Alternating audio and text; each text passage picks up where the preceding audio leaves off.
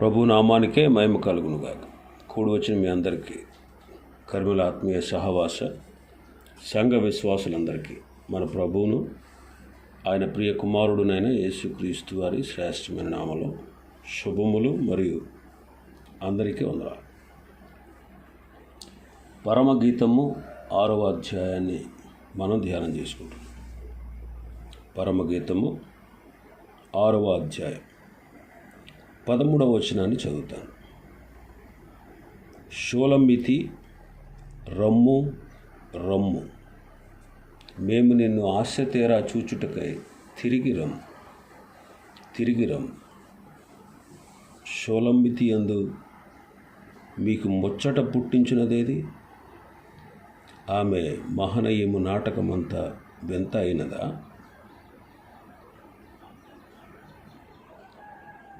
షోలమ్మితి రమ్ము రమ్ము, మేము నిన్ను ఆశతేరా చూచుటకై తిరిగి రమ్ము. కొందరు వ్యక్తుల దగ్గర నుండి షోలమ్మితిని తిరిగి రమ్మని పిలుస్తున్నారు. తిరిగి రమ్ము అనే మాట పాత నిబంధనలో ఎక్కువగా కనబడుతుంది. ఈ మాట షోలమ్మితి అనే ఒక ఆమెకి సంబంధించింది కాదు. ఈ మాట ఇశ్రాయేలు జాతికి చెందినది. ఇశ్రాయేలీల జాతిని దేవుడు తిరిగి రమ్ము అని పిలుస్తున్నాడు. సంఖ్యాకాండం 14వ అధ్యాయం మనం చూస్తే 43వ వచనం, ఎలా అనగా, అమాలేకీయులు కనానీయులు మీకంటే ముందుగా అక్కడికి చేరి ఉన్నారు. మీరు ఖడ్గము చేత కూలుదురు. మీరు యెహోవాను అనుసరించుట మానితిరి గనుక ఇక యెహోవా మీకు తోడై ఉండడని చెప్పి,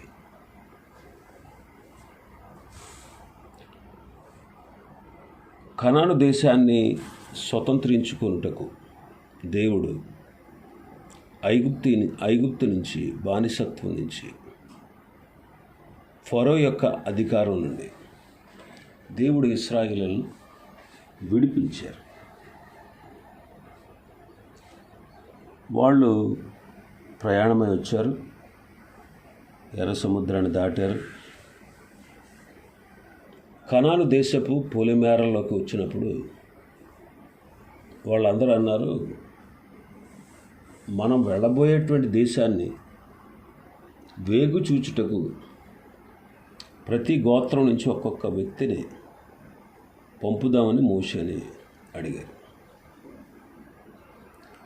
మోషే వాళ్ళు అడిగారు కదా అని ప్రభువుకు చెబితే ప్రభు వారికి వెళ్ళమని సెలవిచ్చాడు. వారు వెళ్ళి వేగు చూసి వచ్చారు ఆ దేశాన్ని. వచ్చిన వాళ్ళు ప్రజలందరి గుండెల్ని భయంతో కృంగదీశారు. ఎందుకనంటే ఆ దేశం చాలా మంచి దేశం, ప్రశస్తమైన దేశం, పాలు తేనెలు ప్రవహించే దేశం. అదిగో ఈ దేశపు పండ్లు తీసుకొచ్చాం అని అవన్నీ చూపించి, వాళ్ళు చాలా ఉన్నత దేహులు, వాళ్ళు మనకంటే బలవంతులు, వాళ్ళ దృష్టిలో మనం ఎందుకు పనికిరాం, నెఫిలీయులు కూడా ఉన్నారు అక్కడ, ఉన్నత దేహులు ఉన్నారు, మనం అక్కడికి వెళ్ళలేం, అక్కడికి వెళితే మనం చచ్చిపోతాం. వాళ్ళ దృష్టికి మేము మిడతల్లాగా ఉన్నాం, వాళ్ళతో మమ్మల్ని మేము పోల్చుకున్నా మేము అలాగే కనపడుతున్నాం. ఇదిగో ఈ మోషే అనేవాడు మనల్ని అందరినీ చంపడానికి, మనల్ని అందరినీ ఆ దేశంలో నాశనం చేయడానికి మనల్ని ఇక్కడ నడిపించాం. మేము వెళ్ళమంటే వెళ్ళం అని 10 మంది చెడ్డ సమాచారం తెచ్చారు. ఇశ్రాయేలు ప్రజలందరూ కూడా మేము వెళ్ళమంటే వెళ్ళమని ఆ రాత్రంతా ఎలుగెత్తి ఏడ్చారు. వాళ్ళు చెడ్డ సమాచారం చెప్పినందువల్ల సర్వ సమాజము కూడా మోషే మీద సణుగునట్లు దేవుని దూషించేటట్లు చేశారు.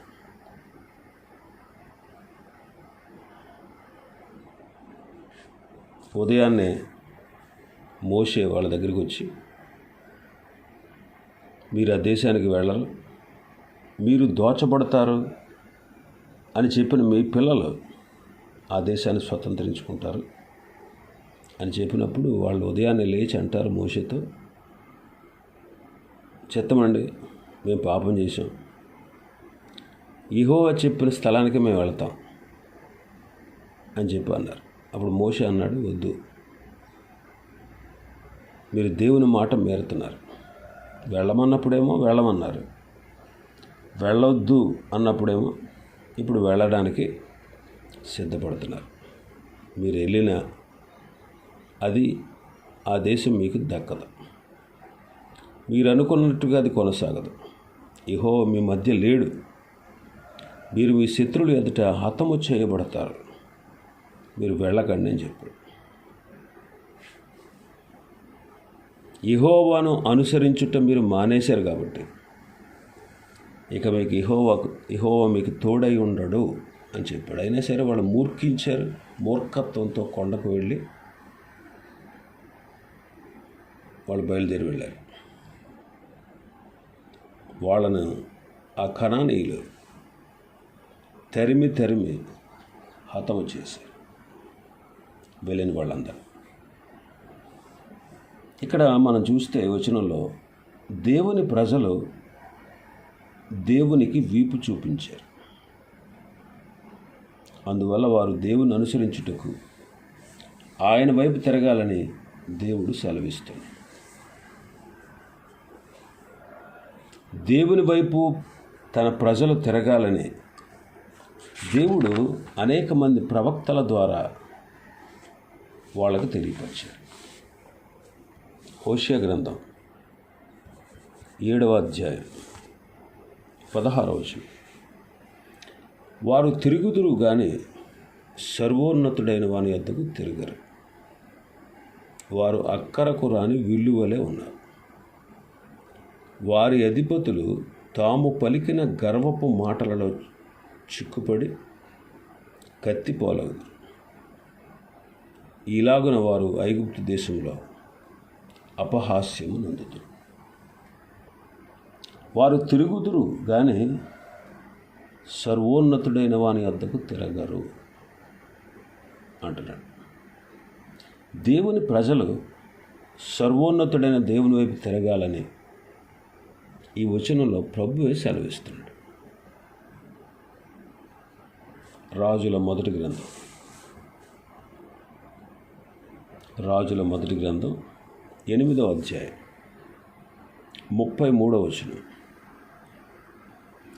మరియు ఇశ్రాయేలులకు నీ జనులు నీకు విరోధముగా పాపము చేయుట చేత తమ శత్రువుల ఎదుట మొత్తబడినప్పుడు వారు నీ తట్టు తిరిగి నీ నామమును ఒప్పుకొని ఈ మందిరమందు నిన్ను గూర్చి ప్రార్థనా విన్నపములు చేయునప్పుడల్లా నీవు ఆకాశమందు విని ఇశ్రాయేలులకు నీ జనులు చేసిన పాపమును క్షమించి వారి పితరులకు నీవిచ్చిన దేశంలోనికి వారిని తిరిగి రప్పించుము. సొలొమోను ఇక్కడ ప్రార్థన చేస్తాడు. పాపము వైపు తిరిగిన దేవుని ప్రజలు దేవుని వైపు తిరగాలని సొలొమోను ప్రార్థిస్తున్నాడు.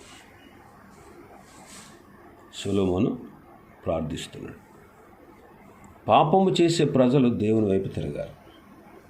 హోషేయ గ్రంథం 3వ అధ్యాయం 5వ వచనం చదివితే, తర్వాత ఇశ్రాయేలు తిరిగి వచ్చి తమ దేవుడైన యెహోవా యొద్దను తమ రాజు అయిన దావీదు వద్దను విచారణ చేయుదురు. ఈ దినముల అంతమందు వారు భయభక్తులు కలిగి యెహోవా అనుగ్రహమునందుటకై ఆయన యొద్దకు వత్తురు. దేవుని ప్రజలు దేవుని వైపు తిరుగుతారు అనే ప్రవచనం ఇశ్రాయేలును గూర్చి హోషేయ తెలియజేస్తా ఉన్నాడు. యెషయా గ్రంథం 7వ అధ్యాయం 3వ వచనం. యెషయా గ్రంథం 7వ అధ్యాయం 3వ వచనం. అప్పుడు యెహోవా యెషయాతో ఇలాగూ సెలవిచ్చాను, ఆహాజును ఎదుర్కొనుటకు నీవును నీ కుమారుడైన షెయర్యాషూబును చాకిరేవు మార్గమున పైకోనేటి కాలవ కడకు పోయి అతనితో ఎలాగూ చెప్పు. దేవుడు యెషయాతో చెబుతున్న మాట, ఆహాజును ఎదుర్కొనుటకు నీవు నీ కుమారుడైన షెయర్యాషూబు వెళ్ళి కలుసుకోండి. ఈ వచనంలో యెషయాకు ఒక కుమారుడు ఉన్నట్లుగా మనం తెలుసుకుంటున్నాం. అతని పేరు షెయర్యాషూబు. షెయర్యాషూబు అంటే దేవుని ప్రజలు దేవుని వైపు తిరుగుట అని అర్థం. దేవుని ప్రజలు దేవుని వైపు తిరుగుట షెయర్యాషూబు అంటే. షోలామితి తిరిగి రమ్ము అంటే ఇశ్రాయేలు ప్రజలు తిరిగి ప్రభు యొద్దకు రావాలి అని అర్థం. ప్రభువైన యేసుక్రీస్తు వారు భూలోకంలో 1000 ఏండ్ల పరిపాలన కాలంలో దేవుని ప్రజలైన ఇశ్రాయేలీలు వారు ప్రేమించిన పాపాన్ని విడిచి ప్రభు వైపుకు తిరిగి వస్తారు అని అర్థం. ఈ వచనంలో షోలమ్మితి ఇశ్రాయేలు జనాంగమంతటికి ప్రతినిధిగా కనిపిస్తుంది. ఒకవేళ ఈ వచనాలు మనం చదువుతూ వింటూ ఉన్నటువంటి మనం రక్షించబడకపోతే మీరు చేస్తున్న పాపాన్ని విడిచి ప్రభు వైపు తిరగండి. ఒకవేళ విశ్వాసిగా ఉండి ఇంకా మనం లోకాన్ని ప్రేమిస్తూ ఉంటే మనం ఈ లోకాన్ని, లోక ఆశలను మనం విడిచిపెట్టాలి అని దేవుని వాక్యం మనకు సెలవిస్తాం. మరి మన వచనాన్ని ఒకసారి పరిశీలిస్తే, షోలమ్మితి రమ్ము రమ్ము, మేము నీ ఆశ తీరా చూచుటకై తిరిగి రమ్ము తిరిగి రమ్ము. పరమగీతం అంతటిలో షోలమ్మితి అని ఇక్కడ మాత్రమే ఆమె పిలువబడతాం. షోలమ్మితి గలిలయ ప్రాంతమందలి షూనేము అనే పట్టణానికి చెందినటువంటి వ్యక్తి. షూనేము పట్టణం నుంచే దావీదు వృద్ధాప్యంలో ఆయనకు వెట్ట కలిగించి పరిచర్య చేయడానికి అబీషగును తీసుకుని వచ్చారు. ఈ అబీషగు వృద్ధాప్యంలో దావీదుకు పరిచర్య చేసింది.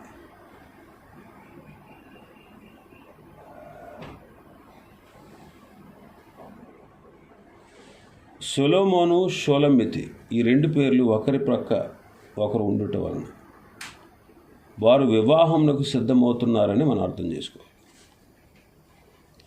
అదేవిధంగా సొలొమోను మన ప్రభువైన యేసుక్రీస్తుకు సాదృశ్యం. షోలమ్మితి రక్షించబడిన ఇశ్రాయేలు సంఘానికి సాదృశ్యం. ప్రభు వైపుకు తిరిగి వచ్చిన ఇశ్రాయేలు జనాంగముతో దేవుడు తన వివాహ బాంధవ్యాన్ని ఏర్పరచుకుంటున్నాడు. వివాహ బాంధవ్యము అంటే ప్రభువు తనకున్నవన్నీ కూడా తన ప్రజలకు ఇస్తాడు. నిత్యము వారితోనే ఉంటాడు. ఇశ్రాయేలీలందరూ దేవుని వైపుకు తిరిగినప్పుడు పురుషుడు కన్యకను వరించినట్లుగా ప్రభు తన ప్రజలైన ఇశ్రాయేలును వరించి పెండి చేసుకుంటాడు. షోలమ్మితి అనే పేరు షాలోమ్ అనే మాట నుండి పుట్టింది. షాలోమ్ అంటే సమాధానము అని అర్థం. దేవుని ప్రజలైనటువంటి ఇశ్రాయేలీయులు దేవుని వైపు తిరిగినప్పుడు ఆయన వారికి సమాధానాన్ని ఇస్తాడు. వారితో కలిసి ఆయన 1000 ఏండ్లు పరిపాలన చేస్తాడు. అప్పుడు దేవుని ప్రజలు సంపూర్ణ సమాధానాన్ని అనుభవిస్తారు అని ఈ వాక్యం యొక్క అర్థం. దేవుని ప్రజలు దేవుని వైపుకు తిరుగుతారని, అప్పుడు వారు పూర్ణ శాంతిని అనుభవిస్తారని యెషయా కూడా చెప్పాడు. యెషయా గ్రంథం 55వ అధ్యాయం 5వ వచనం. నీవెరుగని జనులను నీవు పిలిచెదవు, నిన్నెరుగని జనులు యెహోవా నిన్ను మహిమపరచగా చూచి, నీ దేవుడని యెహోవాను బట్టి, ఇశ్రాయేలు పరిశుద్ధ దేవుని బట్టి నీ యొద్దకు పరిగెత్తి వచ్చేదరు.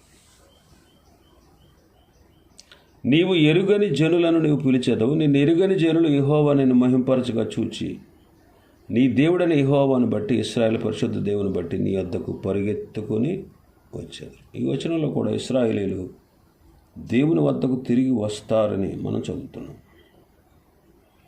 ఆయన ప్రజలు ఆయన వైపుకు తిరగగా దేవుడు వారికి పూర్ణ శాంతిని, సమాధానాన్ని ఇస్తాడు. తిరిగి వచ్చిన షోలమితితో, అనగా రక్షించబడిన ఇశ్రాయేలీయులతో ప్రభు తన 1000 ఏండ్ల పరిపాలనను కొనసాగిస్తాడు. షోలమితి అంటే దేవుడిచ్చే శాంతి, సమాధానం అని అర్థం. అలాగే ఇశ్రాయేలీయులు కూడా తిరిగి వచ్చి ప్రభు ఇచ్చేటువంటి శాంతిని, సమాధానాన్ని పొందిన తర్వాత ప్రభు వారితో కలిసి 1000 ఏండ్ల పరిపాలన చేస్తాడు. ఇంకా ఈ వచనంలో షోలమితి, రమ్ము రమ్ము, మేము నేను ఆశతేరా చూచుటకై తిరిగి రమ్ము తిరిగి రమ్ము. ఈ వచనంలో షోలమితి 1000 ఏండ్ల పరిపాలనకు ముందు రక్షణ పొందబోయే ఇశ్రాయేలీయులకు సాదృశ్యంగా ఉంది. దేవుని ప్రజలైనటువంటి ఇశ్రాయేలీయులు దేవుని వైపు తిరుగుతారు. అప్పుడు ప్రపంచ ప్రజలు వారి వైపు చూస్తారు. ఇశ్రాయేలు దేశం వైపు చూస్తారు, వారి గొప్పతనాన్ని చూస్తారు. ఈ విషయాన్నే యెషయా భక్తుడు యెషయా గ్రంథం 33:20లో ప్రవచనపూర్వకంగా చెబుతున్నాడు. 33 యెషయా గ్రంథం 20 వచనం. ఉత్సవ కాలములలో మనము కూడుకొనుచున్న సీయోను పట్టణమును చూడుము, నిమ్మళమైన కాపురముగాను తీయబడిన గుడారముగాను నీ కన్నులు యెరూషలేమును చూచును.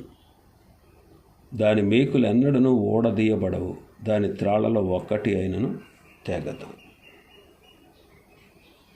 షోలమితి అంటే ఇశ్రాయేలీయులు తిరిగి దేవుని వద్దకు చేరుకుంటారు. అదేవిధంగా దేవుని ప్రజలైన ఇశ్రాయేలీయులు వారి ఇష్టానుసారంగా జీవించి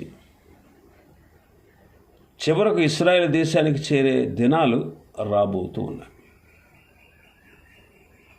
వారు యెరూషలేమును కన్నులారా చూచి జీవము గల దేవుణ్ణి సేవిస్తారని యెషయా ఇక్కడ ప్రవచిస్తున్నాడు. మీకా గ్రంథం 4వ అధ్యాయం 11వ వచనంలో మరో ప్రవచనం ఉంది. అదేంటంటే, మనము చూచుచుండగా, మీకా గ్రంథం 4:11, మనము చూచుచుండగా సీయోను అపవిత్రపరచబడును గాక అని చెప్పుకొనుచు అన్యజనులు అనేకులు నీ మీదకి కూడి వచ్చి ఉన్నారు. కళ్ళములో ఒకడు పనులను కూర్చున్నట్లు యెహోవా వారిని సమకూర్చును. అయితే వారు ఆయన తలంపులను తెలుసుకొనుకున్నారు, ఆయన ఆలోచన వారు గ్రహింపకున్నారు. సీయోను కుమారి, నీ శృంగము ఇనుపదిగాను నీ డెక్కలు ఇత్తడివిగాను నేను చేయుచున్నాను. లేచి కళ్ళము త్రొక్కుము, అనేక జనములను నీవు అణగద్రొక్కుదు. వారికి దొరికిన లాభమును నేను యెహోవాకు ప్రతిష్ఠించుదును, వారి ఆస్తిని సర్వలోకనాథునికి ప్రతిష్ఠించుదును. మనము చూచుచుండగా సియోను అపవిత్రపరచబడను గాక అని చెప్పుకొనుచు అన్ని జనులు అనేకులు నీ మీదకు కూడి వచ్చారు. అన్ని జనులు కూడా రక్షించబడిన ఇశ్రాయేలు ప్రజలను ఆశ తీరా చూడాలని ఆశిస్తున్నట్లు మీకా చెప్తున్నాడు. ఇశ్రాయేలీయులందరూ ఒక్క దినముననే రక్షించబడే విషయం ప్రపంచం తెలుసుకోబోతుంది. ప్రపంచపు నలుమూల నుండి అన్ని జనులు కూడుకుని ఆశ తీరా చూచుటకై 1000 ఏండ్ల పరిపాలన కాలంలో వారు యెరూషలేముకు వెళ్తారు. షోలమితిని అనగా రక్షించబడిన ఇశ్రాయేలును ప్రపంచ ప్రజలు చూస్తారు. ఇశ్రాయేలీయులందరూ వారి స్వదేశానికి వస్తారు. ఒకప్పుడు ప్రపంచంలోని అన్ని జనులు ఇశ్రాయేలును శపించారు, ప్రస్తుతం కూడా శపిస్తున్నారు. కానీ 1000 ఏండ్ల పరిపాలన కాలంలో ఇశ్రాయేలీయులను ఆశ తీరా చూచుటకు ప్రపంచ ప్రజలు యెరూషలేముకు వెళ్తారు. ప్రపంచంలో ఆయా దేశాల ప్రజలు చెడిపోయారు. అలాంటి వారు తిరిగి ఇశ్రాయేలీయులు చెడిపోయారన్నమాట. ప్రపంచ దేశాల్లో చెదిరిపోయారు. అలాంటి వాళ్ళు తిరిగి యెరూషలేముకు చేరుకుంటారు. ఇంకా ఈ వచనంలో మరికొన్ని విషయాలు ఉన్నాయి. వాటిని ప్రభు చిత్తమైతే రేపటి దినం ధ్యానం చేసుకుందాం. దేవుడి వర్తమాన వాక్యాన్ని మన వినికిడిలో ఆశీర్వదించును గాక. ఆమేన్.